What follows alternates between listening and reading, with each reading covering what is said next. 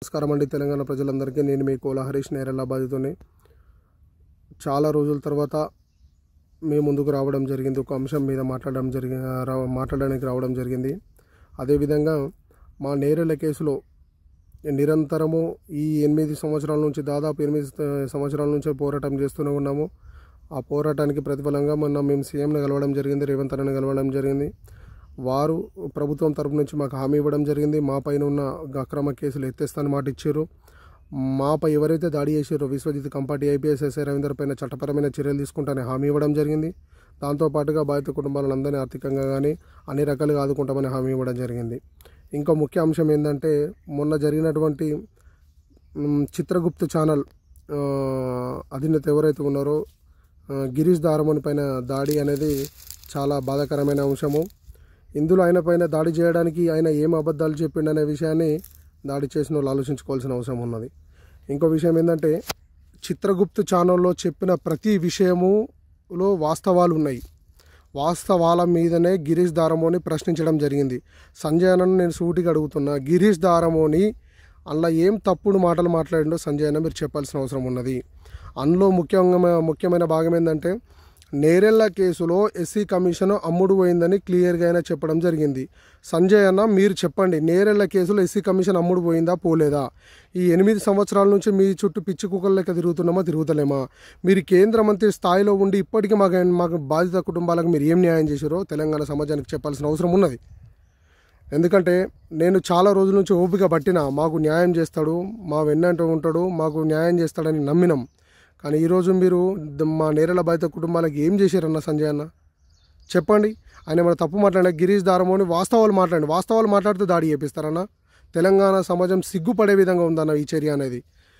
ఎవరిదైనా సరే ఇంట్లో నుంచి గుంజుకు వచ్చి కొట్టడం, చెప్పుల దండ వేయడం అనేది చాలా బాధాకరమైన విషయము. ఈ అంశం నాకు చాలా కలిసివేసింది. వాస్తవాలు మాట్లాడితే చంపిస్తారా? వాస్తవాలు మాట్లాడితే కొడతారా? వాస్తవాలు బయటకు తీసుకొస్తే హత్యాయత్నం ప్రయత్నాలు చేస్తారా? సంజయ్ అన్న ఇది కరెక్టేనా? చెప్పాల్సిన బాధ్యత మీకున్నదన్న.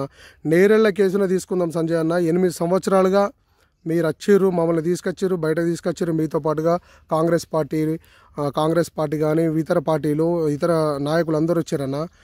కానీ ఈ నేరెళ్ళలో ప్రజాకోర్టు పెట్టి ఎస్సీ కమిషన్ వచ్చి ప్రజాకోర్టు పెట్టిన ఎస్సీ కమిషన్ ఎట్లా మాయమవుతుందన్న?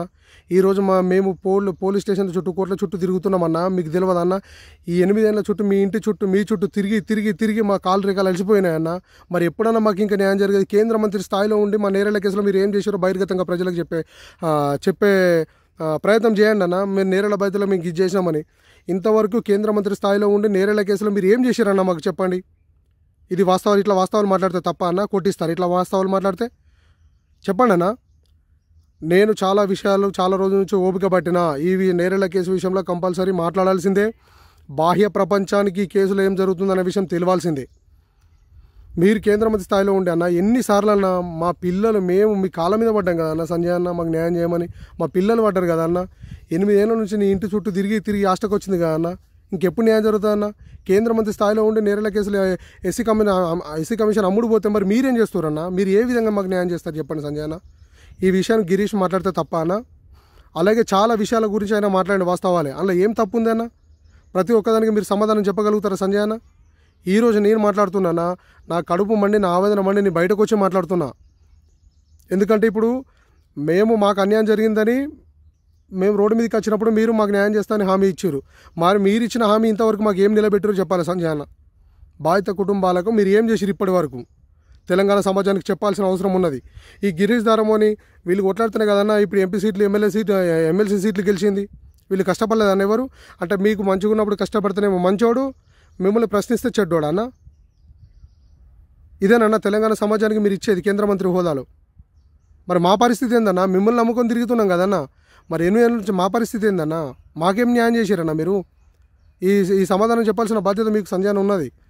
మా భార్య పిల్లలు మేము కష్టపడి తిరిగి అలసిపోయినామన్నా. మాకు ఎప్పుడన్నా ఇంకా న్యాయం జరిగేది? ఎవరికి వాళ్ళు ఇట్లా వచ్చినట్టు మాయం చేస్తే మా కేసులు ఎప్పుడన్నా మాకు న్యాయం జరిగేది? మరి కేంద్ర మంత్రి స్థాయిలో 2017 నుంచి 18 వరకు నేరెళ్ళ గురించి మాట్లాడారు. 19 నుంచి ఇప్పటి వరకు మీరు నేరెళ్ళ ఇష్యూ గురించి ఎందుకు మాట్లాడతలేరన్నా? ఎందుకు కొట్లాడతలేరన్నా? ఎందుకు ప్రశ్నిస్తలేరన్నా? చెప్పండి అన్న. ఎందుకు ప్రశ్నిస్తలేరు? ఎస్పీ మీద ఇప్పుడు కేంద్ర మంత్రి స్థాయిలో ఉన్నది, మీరు ఐపీఎస్ల మీద యాక్షన్ తీసుకునే అధికారం మీకు ఉన్నది. నేను గత చాలా సందర్భంలో అడిగినా, అన్న అమిత్ షాని కలుద్దామన్నా, అమిత్ షాని కలిపియండి అన్న, నరేంద్ర మోడీని కలిపియండి అన్న, ఈ ఐపీఎస్ మీద చర్యలు తీసుకోండి అన్న, ఢిల్లీలో ఈ ఐపీఎస్కి సంబంధించిన డిపిటీఓ ఏదో ఉంటుందన్న, దానిపై అక్కడికి పోయి కంప్లైంట్ ఇద్దామన్నా, ఎస్పీ మీద యాక్షన్ తీసుకోరన్నా అని నేను చాలా సందర్భంలో మాట్లాడినా కదన్నా. మరి ఏ ఒక్క పనైనా మీరు ఈ కేసులో క్లియర్గా చేశారన్నా? దీనికి సమాధానం చెప్పారన్నా మీరు? అంటే బలహీనుడైతే ఒక రకంగా ఉంటుంది, మీ మాట వింటే ఒక రకంగా ఉంటుంది, మీ మాట ఏమనకపోతే ఒక రకంగా ఉంటుంది అన్న. ఇది న్యాయమేనా సంజయ్ అన్న? సంజయ్ అన్న కంపల్సరీ నేరల విషయంలో మాకు న్యాయం చేయకపోతే మేము ఊరుకుండే ప్రసక్తే లేదు. తప్పకుండా ఈ తెలంగాణ సమాజానికి ఈ కేసులో ఏం జరుగుతుందనేది క్లియర్గా బాహ్య ప్రపంచానికి తెలియపరిచే పరిస్థితి వచ్చింది. కంపల్సరీ మేము రోడ్ ఎక్కుతాము, మాకు న్యాయం జరిగే వరకు మేము కొట్లాడతాము. గిరీష్ దారముని పైన చేసినటువంటి దాడి తెలంగాణ సమాజం సిగ్గుపడే విధంగా ఉంది అన్న. ఇప్పటికైనా మీ ధోరణి మార్చుకొని వాస్తవాలు ఏంటో వాస్తవాలపైన నిజంగా ప్రజల నుంచి వచ్చిన నాయకునివే కదన్న సంజయ్ అన్న. మరి మేము ఇంత కొట్లాడుతున్నప్పుడు మా కేసులో నువ్వు ఎందుకు న్యాయం చేయమన్నా? మేము ఏం తప్పు చేసినామన్నా? ఎందుకు న్యాయం చేయరన్నా మీరు? మీ హోదానే కదా, కేంద్రంలో ఉంది కదా ఇప్పుడు బీజేపీ అధికారం. మరి మా కేసు విషయంలో ఎందుకు నెగ్లెక్ట్ చేస్తున్నావు సంజయ్ అన్న? మీరు ఎందుకు నిలబడతలేరు మా వెనక? 2015 నుంచి ఎలక్షన్ల ముందేమో పనికి వచ్చినాము, 2019 నుంచి మేము పనికి వస్తలేమన్నా? మా మొక్కలు అంతా పాత కనబడ్డాయన్నా? అంతా పనికి రాకుంటున్నాయా? చెప్పు సంజయ్ అన్న, తెలంగాణ సమాజానికి చెప్పండి. బీజేపీకి ప్రతి కార్యకర్తకు నేను బాధపడి ఈరోజు మాట్లాడుతున్నా. నేను తిరిగిన ప్రతి అంశము మీకు తెలుసు, నేను కొట్లాడిన ప్రతి అంశము మీకు తెలుసు. ఇలా సంజయ్ అన్న కనీసం ఈ విషయం గురించి ఎందుకు మాట్లాడతలేనని సంజయ్ అన్న చెప్పాల్సిన అవసరం ఉన్నది. రాబోయే రోజుల్లో కరీంనగర్లో ప్రెస్ మీట్ పెడతా. కంపల్సరీ నేరేళ్ల కేసులో జరుగుతున్న అన్యాయాన్ని బాహ్య ప్రపంచానికి తెలియజేసే విధంగా నేను ముందుకు వస్తా. అవసరమైతే ఢిల్లీలో పార్లమెంట్ ముందర కూర్చుంటేనే కానీ నాకు న్యాయం జరిగే వరకు నేను పోరాటం చేస్తా.